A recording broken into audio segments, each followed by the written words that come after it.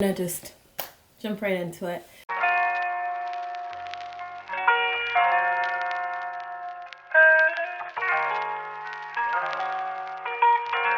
So in this video, I'm going to talk about how I manifested 2 Ivy League degrees. And I'm not gonna lie, I was kind of nervous to make this video, but my best friend really encouraged me to do so. And also I've just been thinking, like, if you have a testimony, why keep it to yourself? Why not share that story with somebody else? Why not share your journey with other people and see what they can gain from it? I'm really into like the law of attraction. Even from a young age, my mom was always very adamant about us like speaking positivity, because like there's so much power in what you say and what you proclaim over your life. So that's what I'm going to talk about. I'm actually going to get my journal because this is a very, this journal. This is a journal where I write a lot of what I want to happen in my life, like things like that. But yeah, I have like a pretty short list on my laptop. And yeah, so I would say there were like 7 main things that I did to really bring this, at the time, lofty dream to reality. Mind you, when I was 12 or 11, my dad bought me Dreams from My Father by Barack Obama. So my parents are Nigerian, and they, like most other Nigerian parents, are very big about academics and academic success. And I was always like, oh, I want to be president. I want to be like a fashionable version of Condoleezza Rice, no shade, but you know, like I just wanted to be like the marketing director of Vogue and like be like Secretary of State. I wanted to do all of these things. And so I was like, oh my gosh, the only way I can do that, after I read that book, I was like, I have to go to Columbia, or I need to go to like Harvard, or like I need to go to an Ivy League school. So that became the goal. So when I was 12, after I read that book, I was like, all right, I'm gonna sit down and really like think about, how do I get this? Because I don't come from like this really wealthy family. I'm not a legacy. I'm not like, you know, someone whose generations from yore went to Harvard. I was just like, I am a child of immigrants, middle class immigrants in Lawrenceville, Georgia. I actually didn't know anybody who had done any of the things that I wanted to do. So instead of getting discouraged by that, I would just write in my journal nonstop. At the time, I didn't know that they were called affirmations, but I would just write everything that I wanted to become. I would write in here. This is what I wrote back in 2014. I wrote, I'm going to get into grad school, in all caps. I'm going to travel the world. Yeah, I just wrote a lot of goals. Some of these goals that I haven't mentioned, they still in the works, so we just won't keep them to the side. But yeah, so like I just would write down all of my goals, and I think that that is the first step of manifesting what you want to happen. Write it down, because there's just something so powerful about when you put pen to paper. I don't know, I just feel like it's like you're writing it into stone. It's like, you know how in the Bible, I mean, I'm Christian, so this is like my spiritual point of reference, but I think no matter what your spiritual walk is, I think that like manifesting and attracting positivity into your life is always, you know, a good thing to do. And in the Bible, you know, there's a passage where it's like, it is written. And like, I always think about that when I'm journaling, because anyways, I always think about that when I'm journaling, because it kind of makes me think like I am writing blessings. I'm writing like just success into my story of my life. So yeah, like writing down and being clear, being very clear about what it is that you want. I had so many naysayers in the back of my head, like, oh, why don't you just apply to insert school that I didn't want to go to? Or like, why don't you just do this? Like, people always want to project their doubts onto you if they feel like they have not accomplished what they want to do. I don't know why this is, but I think it's kind of like a misery loves company type of thing. And so I am very protective of my dreams. And that's another thing I want to mention. I think like kind of silencing out the hate, the naysayers, all of that, the doubts really goes back to like working in silence. I know there's that saying, like, work in silence, let your success make noise or whatever. Not to say that you shouldn't tell anybody your goals, but like be very strategic about who you share your goals with. So when I decided I wanted to get 2 Ivy League degrees in my life, like I told my dad, I think I was thinking about like applying to grad school at Georgetown, and he was like, why? That's not Ivy League. Like he was like, that's not what you said you wanted to do. And so like, you know, just having people hold you accountable. Like if you have these big dreams, then like they will let you know that, you know, you need to keep going for that. You don't need to like dim it down just because of, I don't know, like because you're doubting yourself. But yeah, so another thing that I did was I actively looked for opportunities and paid attention to signs and patterns in my life that I felt like were guiding me towards what I had already expressed to God, what I had already expressed to the universe that I wanted to do.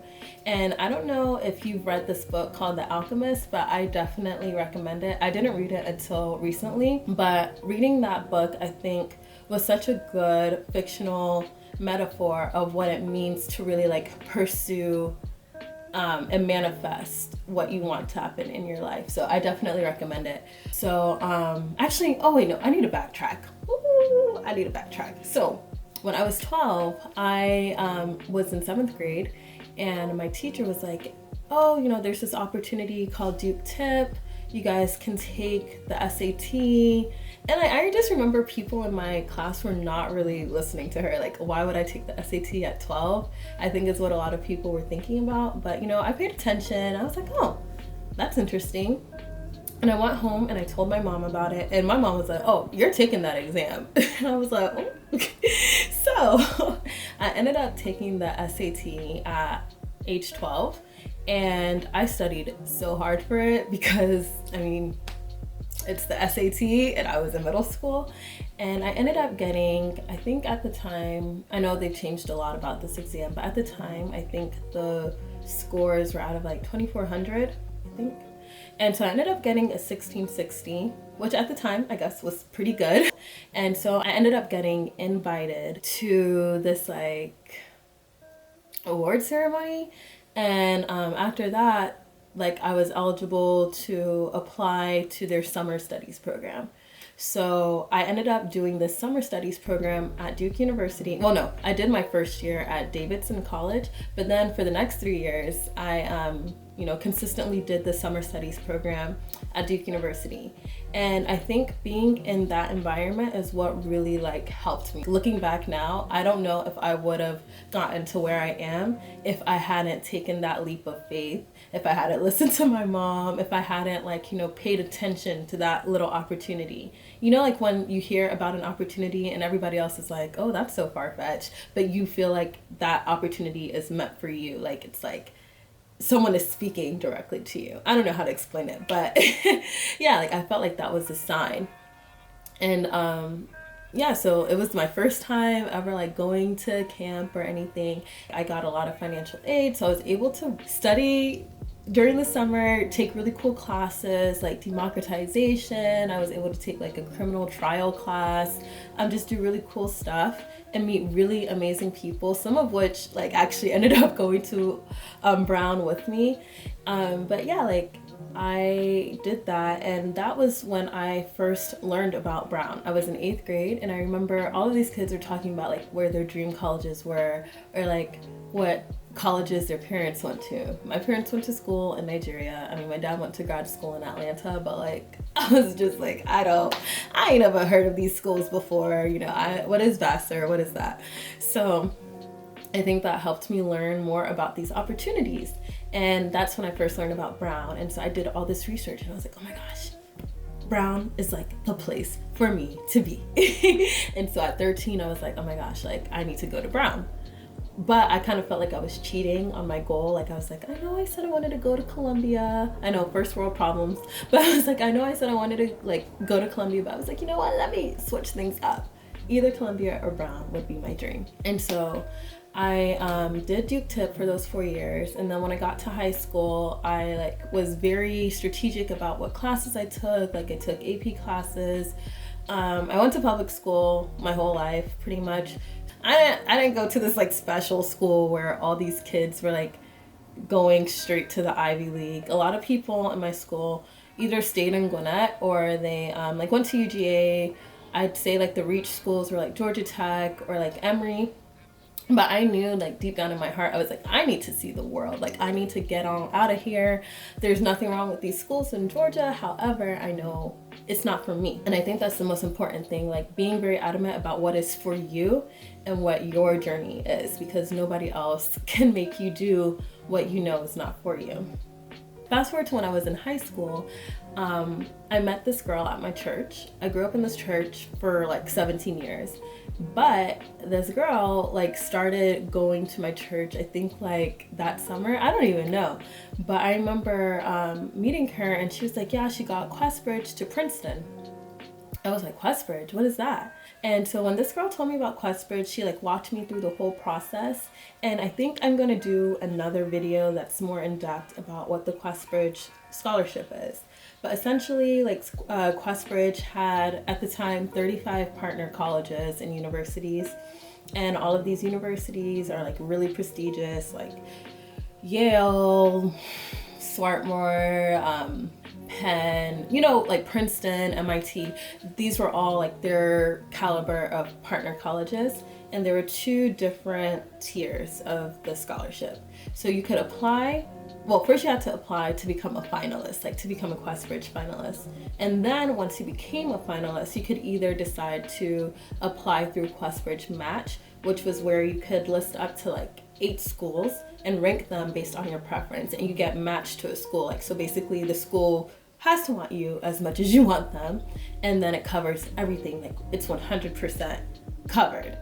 And I remember applying to this, and I was just thinking in my head, like, oh my gosh, how am I, like, I can't even like really explain the feeling of applying to something so immense like that. Like you want something so bad that you could cry, because it was just like, I had wanted this for so long. Like at that time, I think I had made it like a 6-year-long journey of me just trying to get to this moment. And I had worked like relentlessly. Like I would volunteer, I did so much stuff because I just wanted to be like the ideal candidate. But then I'm also a writer, so I like poured a lot of that into my writing.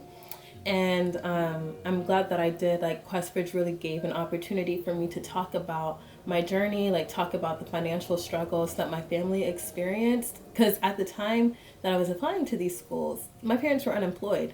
So I knew that I needed to go to school for free. Like I knew that there wasn't going to be any other way for me to pay for school if I didn't get a scholarship. And I'm already feeling like emotional thinking about this because man, my parents really sacrificed a lot for me. And so I was applying to the Questbridge Match, and long story short, I ended up getting matched to Brown.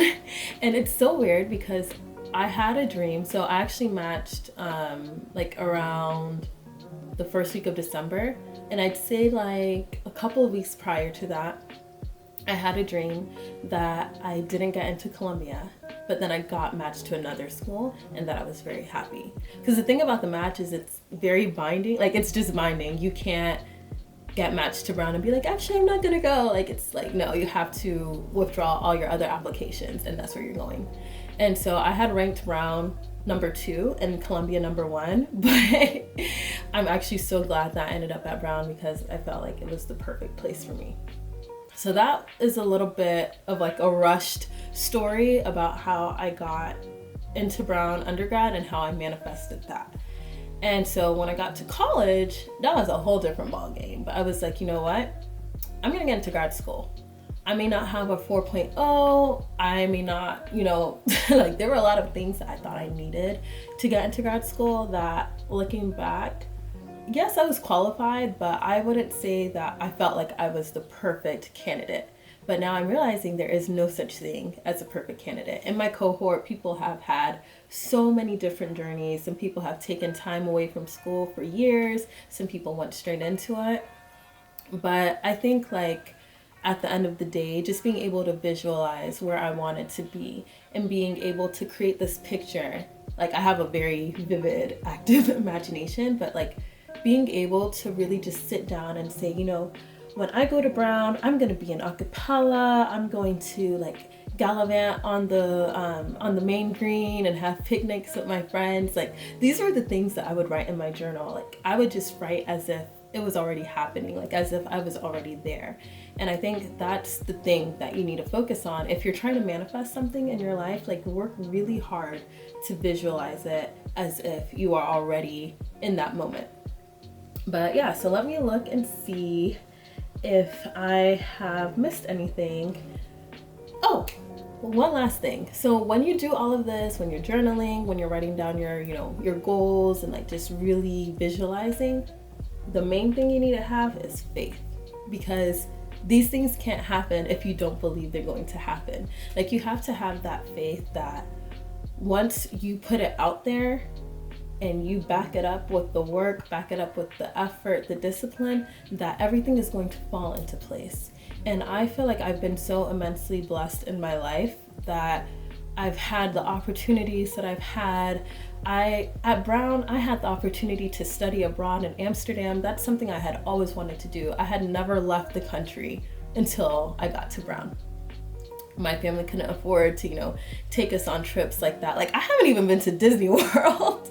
I've been to Disneyland, but like, that was for a competition. Like, but you know what I'm saying? Like, there were a lot of things that I visualized myself doing and wanted to do that I ended up being able to do just because of this big blessing. And I am so immensely blessed to have this be my journey, have this be my story. And I want to use this to inspire somebody else. So if you have a dream, if you have a goal, don't let anybody tell you otherwise, because there's really power. As my mom says, there's power in the tongue. So like, whatever you speak, whatever you say about yourself, whatever you proclaim over your life has the power to manifest and has the power to come true. I just want my faith and my story to be able to inspire somebody else and like maybe push somebody else to like branch out of their comfort zone and to maybe pay attention to the little signs the universe is giving them, like pushing them in the right direction. So yeah, like, that is my story. That's how I manifested 2 Ivy League degrees. One of these degrees was completely free. My second degree, right now, I graduate soon, is basically I got a half scholarship.